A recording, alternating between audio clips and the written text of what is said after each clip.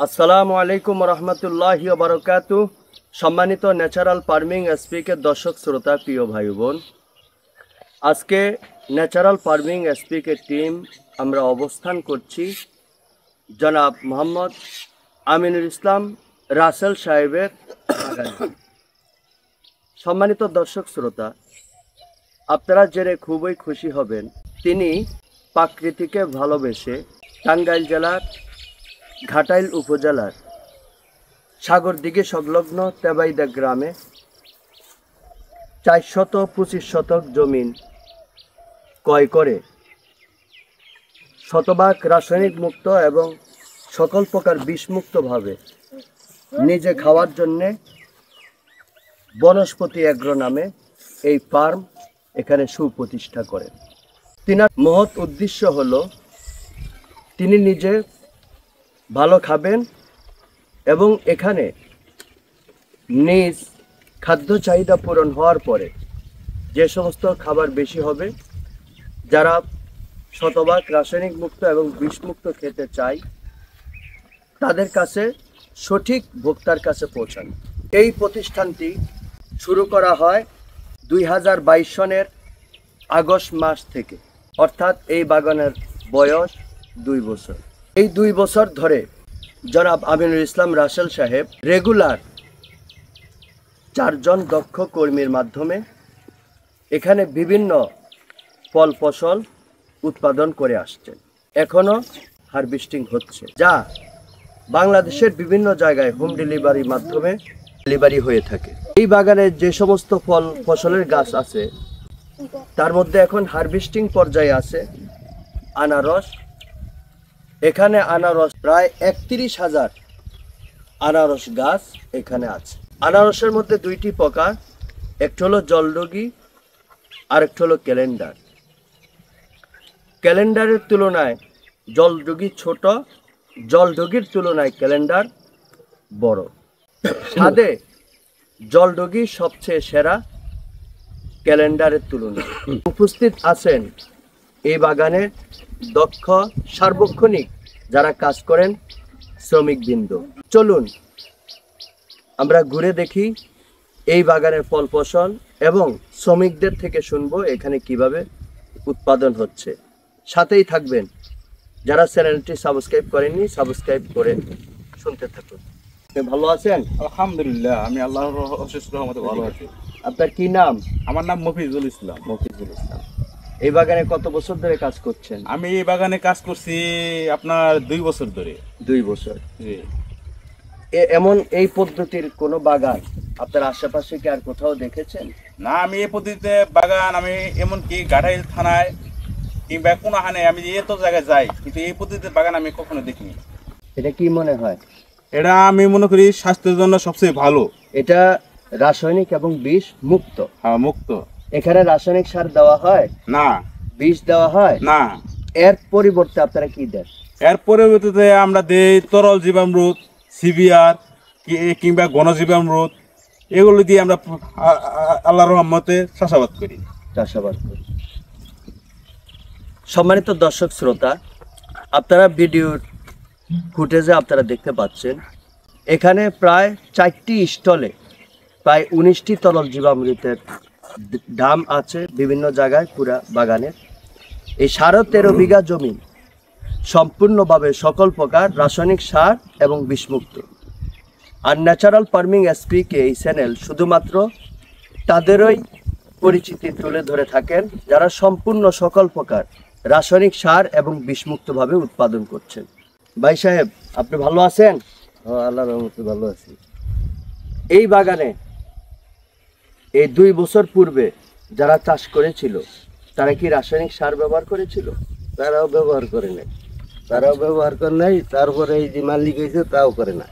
আচ্ছা, এখানে রাসায়নিক সার দিয়ে যে উৎপাদন হয় আর এখানে যে বিষমুক্ত উৎপাদন হচ্ছে, আপনার কাছে খরচ কোনটাতে বেশি মনে হয়? খরচ তো এইটাও দিয়েছি, যেটা করতেছে এইটাও দিয়েছি। এখানে খরচটা বেশি হওয়ার কারণ কি? বেশি হওয়ার কারণে যে কৃষি ফসল, যে গোবর সবর চুনা মোনা এগুলো সব কিছু কুটে কুটে আইনে আর কিনা কাটে, ওই যে মাসিং করা এগুলো দেওয়া খরচ বেশি করে পরি গেলেও যখন এটা ভালো তুমি উন্নত করা জমির ওই মাটিটার কালার বালা করতেছে পয়সা। সম্মানিত দর্শক, আপনারা জানেন যখন কিছু উৎপাদন করা হয় গাছের গোড়ায় যে সমস্ত ঘাস থাকে সেই ঘাস মারার জন্য ঘাস মারার এক ধরনের বিষ আছে। যে ঘাস মারার বিষ ব্যবহার করলে ঘাস সরানোর জন্য কোনো শ্রমিকের প্রয়োজন হয় না। কিন্তু আপনারা জানেন ঘাস মারার বিষ অত্যন্ত ক্ষতিকর, যা ক্যান্সার ডেকে আনার সবচেয়ে বড় কারণ। আমরা জানতে চাইবো এখানে ঘাস মারার বিষ ব্যবহার হয়ে থাকে কিনা। আপনি বলেন, এখানে কি ঘাস মারার বিষ ব্যবহার হয়? এখানে কোনো ঘাস মারা বীজ ব্যবহার হয় না। যদি ঘাস মারা বীজ ব্যবহারই হইতো তাহলে আমাদের জমিনে এত জঙ্গল থাকতো না।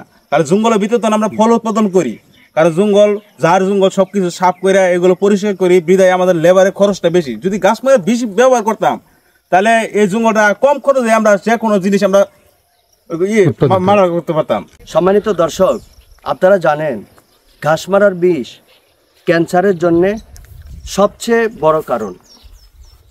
ঘাস মারার বিষ ব্যবহার করলে জমিন খুব দ্রুত পরিষ্কার হয় এবং কোনো শ্রমিক খরচ লাগে না। কিন্তু আমরা জানতে চাইব এখানে ঘাস পরিষ্কার করার জন্য কোনো বিষ ব্যবহার করা হয় কি না, নাকি আমিনুল ইসলাম সাহেব অতিরিক্ত বেশি শ্রমিক নিয়ে ঘাস পরিষ্কার করেন, নিড়ানি দেন। আমরা এখানে তাদের কাছে জানতে চাইব। আমরা ওই নিরানির পেরাহি ঘাস অবান নিলে ওইটা আমরা নিরেই হেলাই, আর যেটা সম্ভব পড়াইতেছে ওইটি আমরা নিরেই আর কি সাফ করতেছি, কোনো ঘাস মারা বিষ পরীক্ষা করা হয় না। আপনি কি জানেন ঘাস মারার বিষ ব্যবহার করলে যে ঘাস মরে? ঘাস মরে, ওটা আমরাও আগে মারছি, কিন্তু এখন এই পর্যায়ে আমরা ওইটা কোনো ব্যবহার করি না। এটা যদি ব্যবহার করা হতো খরচ বেশি হতো না কম হতো? খরচ কম হইতো। এখন যে আপনারা ঘাস মারার বিষ না দিয়ে যে শ্রমিক দিয়ে পরিষ্কার করান, তাতে খরচ বেশি না কম? বেশি, অনেক বেশি, 3 ডবল, ডাবল বাড়ে। আপনার কাছে জানতে চাইবো এখানে রাসায়নিক সার গাছের গোড়ায় দেওয়া হয় কিনা? না, রাসায়নিক সার দেওয়া হয় না, আমরা নিজেরাই সার তৈরি করে পরে দিই। রাসায়নিক সার আর এই গোবর সার, এই দুইটার পার্থক্য কেমন বুঝতে পারছেন? আমার কাছে যেটা দিতে আসি এটি তো আমার কাছে ভালো দেখা যায়, ভালো লাগে রাসায়নিক সারের তুলনায়। হ্যাঁ। সম্মানিত দর্শক, আপনারা জানেন যেই জমিনে রাসায়নিক সার ব্যবহার হয়েছিল সেখান থেকে রাসায়নিক সম্পূর্ণ মুক্ত করতে কিছু সময়ের প্রয়োজন।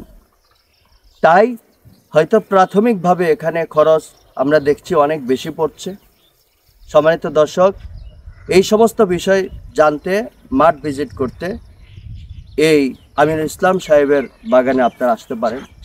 এবং শুধু এই বাগানের নয়, বাংলাদেশের যত শতভাগ রাসায়নিক মুক্ত এবং বিষমুক্ত যত প্রকার খাদ্য, ফল ফলাদি, শস্য, সবজি আপনারা প্রয়োজন মনে করেন, ন্যাচারাল ফার্মিং এসপিকেতে দেওয়া যে নাম্বার আছে, হোয়াটসঅ্যাপে মেসেজ করে হোম ডেলিভারির মাধ্যমে চাল থেকে নিয়ে শস্য সকল কিছু আপনারা পেতে পারেন।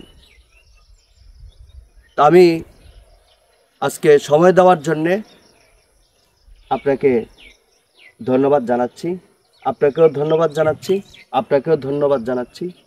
আর এই সমস্ত প্রজেক্টের সাথে যদি আপনারা ইনভলভ থাকেন তাহলে এই যে কৃষক বড় বড় ধরনের যে অসুস্থতায় হয়, ক্যান্সার সহ বিভিন্ন বড় বড় ধরনের অসুখ হয়, ইনশাল্লাহ আল্লাহ যদি না করে এখানে কেমিক্যাল ফ্রি থাকার কারণে এই সমস্ত রোগ থেকে আল্লাহ মুক্ত রাখবে।